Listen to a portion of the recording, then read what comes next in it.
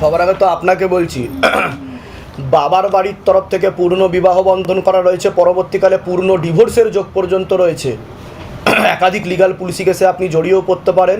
শরীর আস্তে আস্তে শুকিয়ে যাচ্ছে, রক্তের সমস্যা, নার্ভের সমস্যা বৃদ্ধি পাচ্ছে, তল পেটে চাপ দিয়ে ব্যথা হবে, মেয়েদের যে শরীর খারাপের সমস্যা সেটাও বাড়া কমা করবে, সাইকেলটা চেঞ্জ হবে। একটা পুরুষ দেখতে পাওয়া যাচ্ছে মুখ্যরূপে, একাধিকবার নাম বদনাম করে উল্টো পাল্টা রটিয়ে ফাঁসিয়েও দিতে পারে।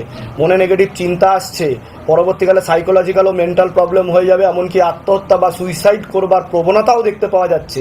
সেখানে থাকা হয় বাস্তুদোষ আর পিতৃদোষ, দুটোই রয়েছে। ঝগড়া ঝামেলা অশান্তিতে জড়াবেন, আলোচনা করা কাজ হবে না, অর্থনৈতিক উন্নতিও পড়ে যাবে। কি সমস্যা নিয়ে আসছেন বলুন?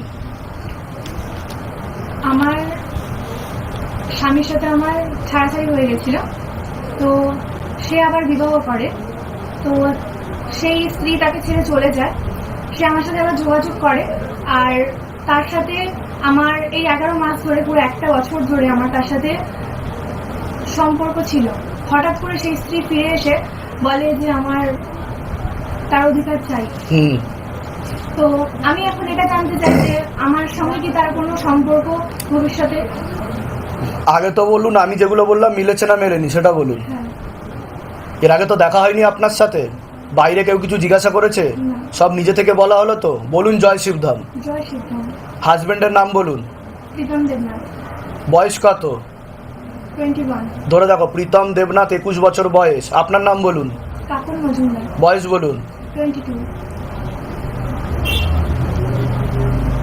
পূর্ণ ডিভোর্সের যোগ্য হচ্ছে না, পূর্ণ ডিভোর্সের যোগ। ক্ষতি করা হচ্ছে দাদা।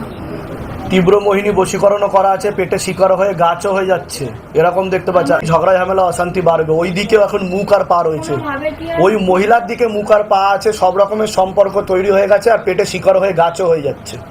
বোঝা গেল আমি কি বলছি? আপনার হাজবেন্ডের। বুঝতে পারছেন? আপনার কোনো প্রশ্ন আছে? কোথা আসছেন? কোথা থেকে? ধামের বিষয় কিভাবে জানতে পারলেন? আমার দিদির মাধ্যমে। নিজেদের বাড়ি? বলে দিচ্ছি কি করতে হবে।